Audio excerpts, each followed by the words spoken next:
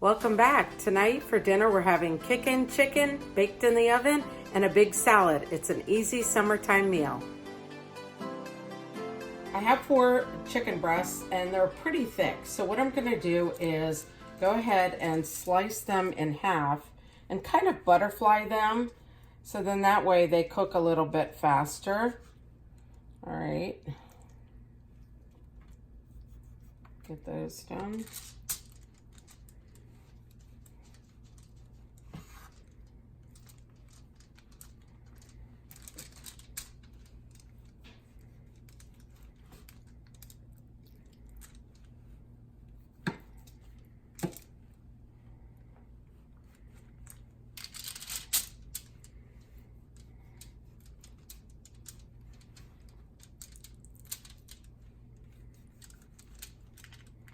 Okay, so now I'm adding some of this. It's Weber kickin' chicken. You know what, that's not going to work.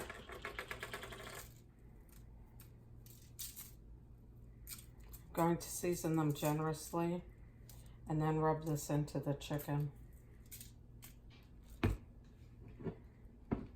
Also, I'm going to add olive oil.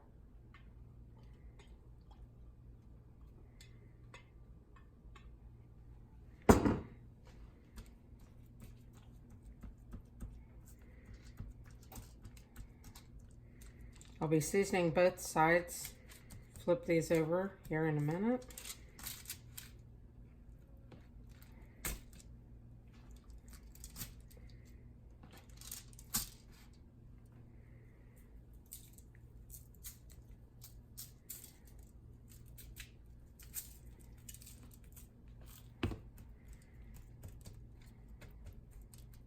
Maybe this needs a little bit more.